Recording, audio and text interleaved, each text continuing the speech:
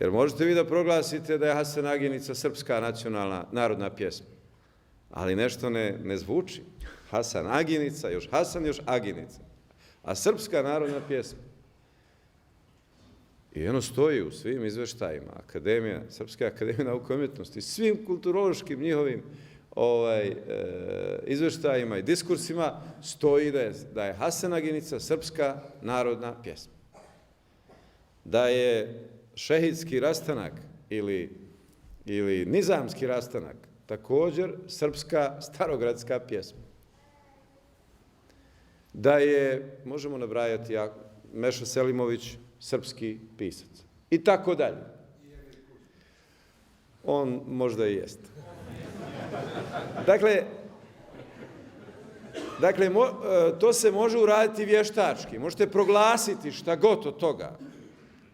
Ali, dok Bošnjaci žive, dok postoje, dok imaju svoju domovinu, svoju teritoriju, na kojoj autohtono, većinski ili relativno većinski žive, onda ti programi ne mogu da uspiju. To je također i vrlo bitan moment jezika, gdje naše komšije i sa jedne i sa druge strane imaju problem naučno, historijski dokazati utemeljenje sopstvenih maternjih jezika, jer kad sve to dobro istabirite i proučite, dođete do zaključka da je to bosanski jezik. Jer imate, na primjer, u nauci o jeziku postoji princip da jedna nacija, da bi imala jezik po svom nacionalnom imenu, morala bi i da taj jezik bude priznat kao književni jezik. Morala bi imati taj jezik u primjeni na nekom dijelu svoje teritorije. Da se jednako priča u narodu i na nivou regulative jezika ili književnog jezika, zvaničnog jezika. Ako promotrite sada jezike koji se zvanično koriste i u Srbiji, i u Bosni, i u Hrvatskoj, i potražite gdje li se tako govori, doći ćete do činjenice da je to jezik koji je uzet sa prostora od Trebinja do Prijepolja ili Sjenice. Ali ne samo ovim načinom da to možete zaključiti, već i historijski poznato je da je Vuk Karadžić, otac srpskog jezika, upravo sa tog područja uzeo sav materijal da bi napravio srpski jezik. A dobro znamo ovaj prostor koga pominjem, historijski čiji je to životni prostor ili ko je tu autohtono i u većini živeo, do kada? Do pokolja 1943. godine u istočnoj Hercegovini i Limskoj dolini, a mnogi ne znaju da je za 20 dana 1943. godine u januaru mjesecu u istočnoj Hercegovini, upravo na ovom potezu od Trebinja preko Foče, Pljevalja, Bijelog Polja do Prijepolja, za 20 dana je pod komandom Pavla Đurišića, četničkog komandanta tog područja, a po pisanom nalogu Draže Mihajlovića, a po priznanju Pavla Đurišića u zvaničnom izveštaju, koga nakon tog pokolja podnosi Dragoljub Mihajloviću, piše da je za 20 dana ubijeno 9200 Bošnjaka, od kojih 1200 vojno sposobnih, a 8000 žena, djece i staraca.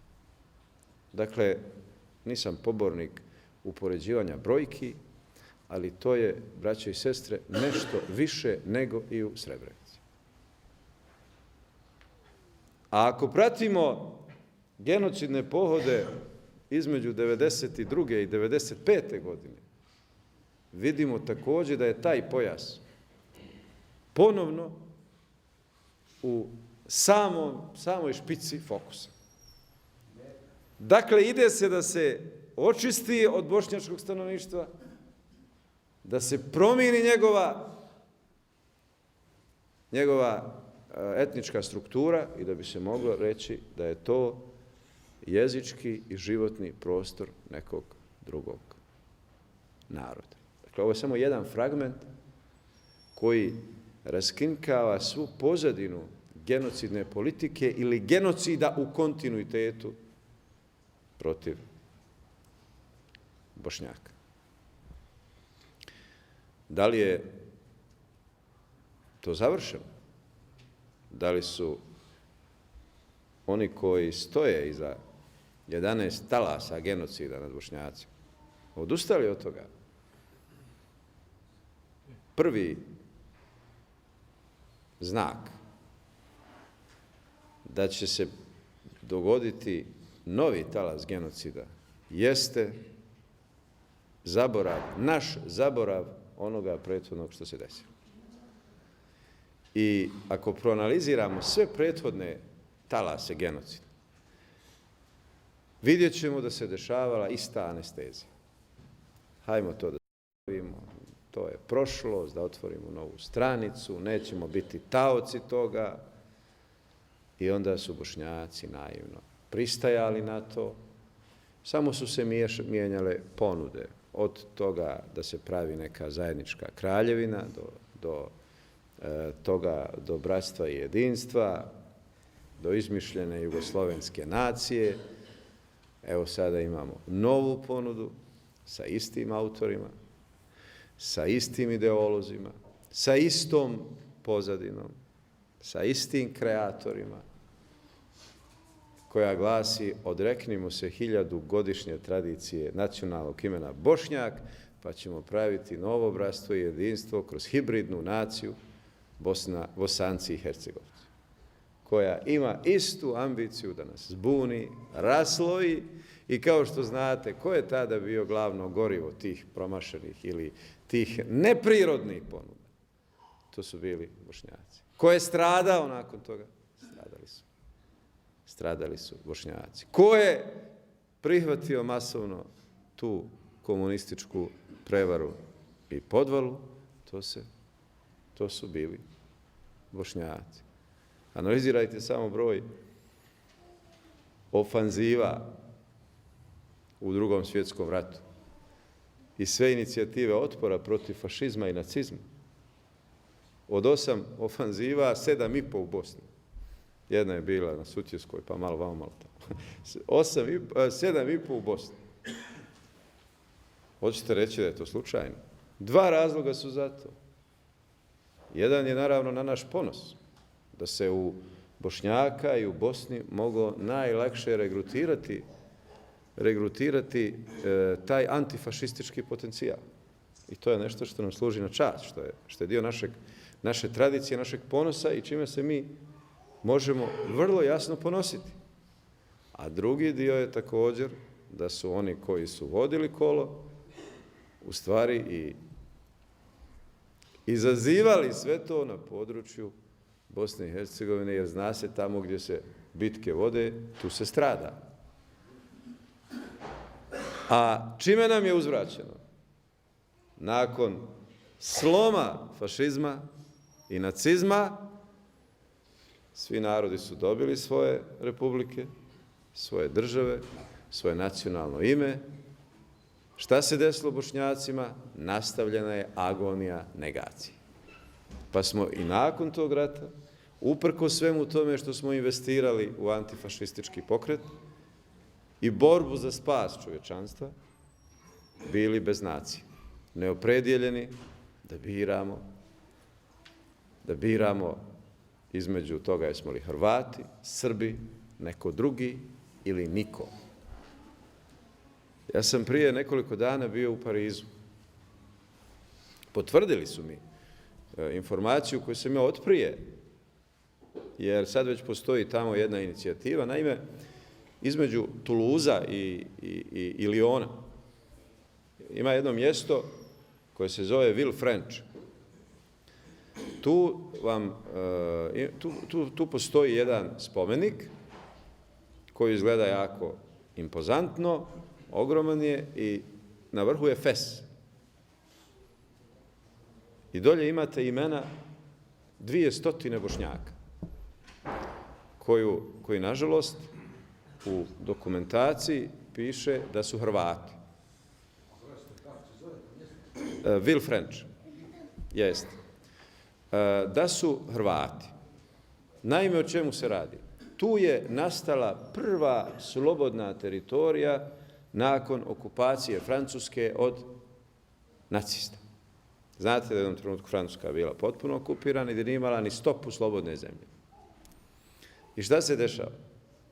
A tu sad otvaramo novo pitanje koje je inače za intelektualce Bošnjake bilo bolno. Handžar divizija se smatrala bolnim pitanjem Bošnjaka. Jedno od pitanja ili rijetko pitanje na koje bošnjački intelektualci kao nisu mogli da odgovore jer je Handžar divizija dio Trećeg rajha i da su Bošnjaci Handžar divizijom navodno pristali na nacizam, što je još jedna historijska neistina.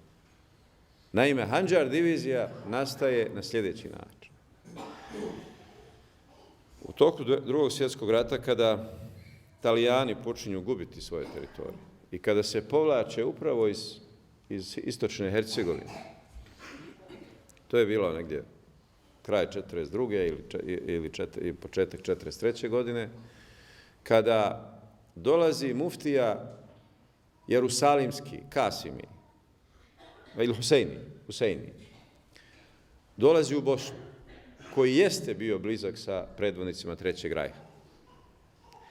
Bošnjaci mu se žale i kažu da svoje veze sa Trećim rajhom iskoristi da se sugerira Mussoliniju da se Italijani ne povlače iz ovih bošnjačkih mjesta koje drže u istočnoj Hercegovini, jer se dešavaju pokolji. Znači, kad se god Italijani povuku, četnici preuzmu i izvrše pokolj. On njima predlaže drugo, pa im kaže, to vam je nesigurno. Formirajte jedinicu kojom ćete se braniti. Oni kažu, ali mi nemamo oružje. On kaže, ja, pošto sam blizak sa Trećim rajhom, ću preko svojih veza vam obezbijediti oružje. I oni se dogovore na taj način da se formira Handžar divizija sa namjerom da brani mjesta koja Italijani napuštaju u povlačenju. I to se i desi. Formira se Handžar divizija koja dobija, istina, oružje od Trećeg rajha. Međutim, onog trenutka kad je formirana i naoružana, kao i inače što se dešavalo Bošnjacima zadnjih nekoliko stotina godina, da su bili tuđe meso, da su ratovali za tuđe ciljeve i gdje god pođeš neki spomenik Bošnjacima u tuđoj vojsci, onda su oni poslani jedan dio na istočni front prema Rusiji, jedan dio u Francusku. Ova jedinica koja je poslana u Francusku, nakon što su shvatili da su prevareni, nakon što su shvatili da sada oni treba da ratuju za kukasti krst, tu jedinicu je predvodio Dženan Nanić i njegovo ime tamo na vrhu, na početku tog spiska.